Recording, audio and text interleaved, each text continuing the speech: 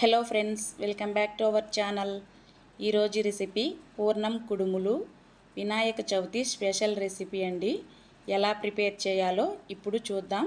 ముందుగా ఒక గ్లాస్ బియ్యం నానబెట్టి మిక్సీ పట్టుకోవాలండి. ఈ విధంగా మనకి నూకేమన్నా ఉంటే జల్లించుకుంటే సరిపోతుంది.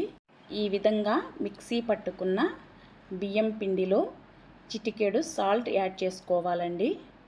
1 టేబుల్ స్పూన్ నెయ్యి యాడ్ చేసుకోవాలండి. ఇప్పుడు బాగా మరిగించుకున్న వేడి నీళ్ళు కొద్ది కొద్దిగా వేసుకుంటూ పిండిని కలుపుకోవాలండి. ప్లీజ్ ఫస్ట్ టైం మన ఛానల్ చూసేవాళ్ళు తప్పకుండా సబ్స్క్రైబ్ చేయండి, లైక్ చేయండి, షేర్ చేయండి. ఈ విధంగా వేడి నీళ్ళతో కలిపిన పిండిని పక్కన ఉంచుకోవాలండి. ఇప్పుడు ఓ కడాయి తీసుకుని 1 కప్పు వరకు నువ్వులు వేసుకోవాలండి. బాగా దోరగా వేయించుకోవాలి. నువ్వులు కాస్త వేగిన తరువాత ఎండు కొబ్బరి యాడ్ చేసుకోవాలండి. మీ ఇష్టం, ఇంత అంత అనలేదు, మీకు ఎంత అనిపిస్తే అంత వేసుకోండి. ఎండు కొబ్బరి లేకపోతే పచ్చి కొబ్బరి అయినా యాడ్ చేసుకోవచ్చండి.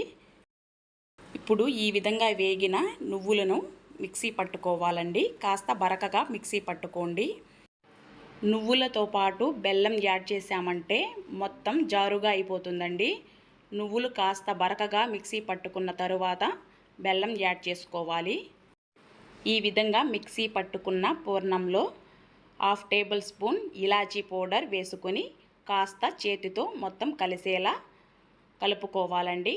ఇప్పుడు కొద్ది కొద్దిగా తీసుకొని ఉండల్లా చేసి పక్కన ఉంచుకోవాలి.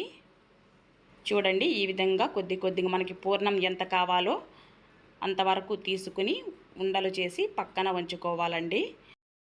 పూర్ణం కుడుములు చాలా అంటే చాలా టేస్టీగా ఉంటాయండి. వినాయకునికి ఎంతో ఇష్టమైన నైవేద్యం. ఒక్కసారి మీరు ట్రై చేయండి. మీకు ఎలా వచ్చిందో కామెంట్ చేయండి.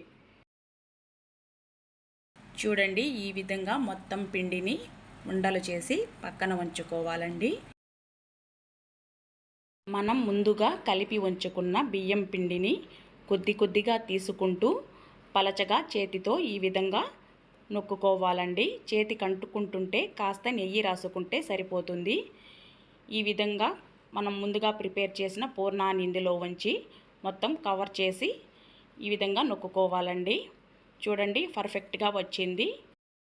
మేము చిన్నప్పుడైతే వినాయక చవితి వస్తే తప్పకుండా ఈ రెసిపీ మా అమ్మగారు చేసేవారండి. చాలా అంటే చాలా సింపుల్ రెసిపీ అండి. ఒక్కసారి ప్రయత్నించండి. మీరు వంట రాని వాళ్ళు కూడా చక్కగా చేసి వినాయకునికి నైవేద్యంగా సమర్పించవచ్చు.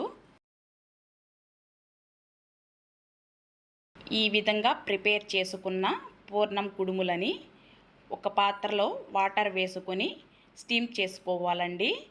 5 నిమిషాల వరకు స్టీమ్ చేసుకుంటే చక్కగా ఉడికిపోతాయి.